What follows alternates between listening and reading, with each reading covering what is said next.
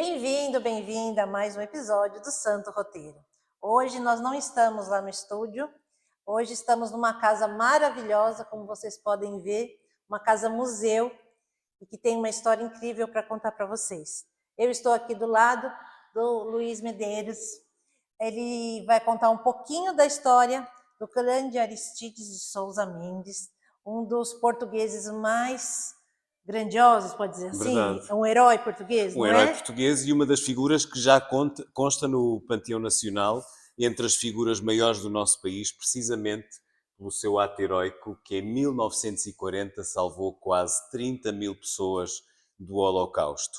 E esta foi a sua casa de família, que depois de ter estado 60 anos em ruína, volta à vida para precisamente honrar a memória desse grande português e também contar a sua história, porque além de ser uma grande história de humanidade e bondade, tem depois o reverso da medalha, porque Aristides Sousa Mendes foi severamente castigado pelo governo de Salazar, o governo da ditadura à altura em Portugal, e acabou por morrer na miséria depois de ter salvo tanta gente do Holocausto. Então ele morreu na miséria, desconhecido. Esse foi o... Meio esquecido. Algumas pessoas Algumas sabiam, pessoas, sim, sim. mas ele realmente Sim. ficou na pobreza. Essa casa Ele maravilhosa. perdeu esta casa, inclusivamente, sim. Os seus filhos tiveram que emigrar, toda a família sofreu as consequências desse castigo, mas não deixa de ser um dos grandes heróis do século XX e uma das histórias mais bonitas do século XX também, porque no meio daquele que foi o pior evento da história da humanidade, que matou 40 milhões de pessoas pelos motivos mais ridículos e fúteis, houve alguém, não só Aristides, houve outros heróis do Holocausto, mas Aristides fez o que a consciência lhe mandava para salvar então judeus e não judeus dessa guerra. As pessoas queriam sair da França, era isso? As pessoas queriam sair de todos os países invadidos pelo regime nazi e Certo. concentraram-se precisamente junto ao consulado de Portugal em Bordeus, onde Aristides era cônsul na altura.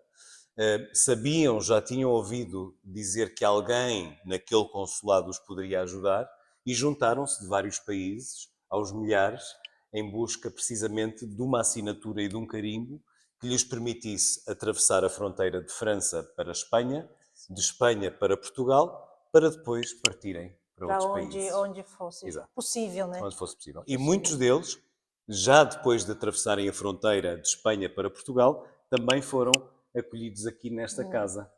Portanto, o gesto de bondade de Aristides Sousa Mendes não se ficou apenas por Bordeus, mas a sua esposa Angelina Sousa Mendes também soube aqui receber muitos desses refugiados numa transição para uma nova vida. Ai, que incrível! Verdade. E como é que a sua história parou nessa história de Aristides? Como é que a minha história veio parar aqui? Bom, eu sou filho da terra, sou natural de Carregal do Sal, cresci com esta casa em ruína, sabendo que algo muito grandioso aqui tinha acontecido. Estive 27 anos fora, fui jornalista a minha vida toda, morei no exterior, depois voltei para Portugal há 10 anos. Decidi fazer uma mudança radical de vida em 2023 e, sendo jornalista, eu sempre fui um contador de histórias. Sim. Agora, enquanto funcionário do museu, deixei para trás o jornalismo, mas continuo a ser um contador de histórias. E desta vez, calhou-me esta história, não é? Uma das histórias mais incríveis do século XX, como eu disse há pouco. Sim. E um orgulho por ser um conterrâneo meu. Lógico, claro. Lógico. Ainda há pessoas aqui em Cabana de Viriato que tiveram contato Sim. Com a família? Sim, sim. Jovens de 80 e muitos e de 90 e muitos, e temos esse privilégio de ainda ter muitas pessoas com memória viva do Senhor Doutor, como carinhosamente ainda lhe chamam, o Senhor Doutor Aristides, e estamos precisamente já a fazer o levantamento em vídeo dessas histórias, dos testemunhos dessas pessoas, para depois ficarmos com essa memória futura.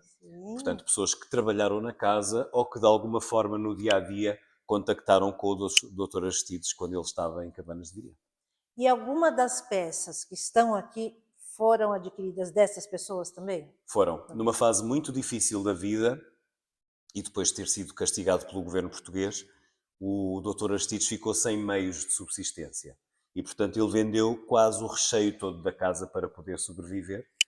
E a população de Cabanas de Viriato teve a sensibilidade de guardar essas peças ao longo da história, não as deixou Sim. perder, e agora devolveram-nas ao museu precisamente para contar melhor a vida de Aristides Sousa Mendes, e as peças pertencem a esta casa e voltaram à casa onde pertencem. Sim.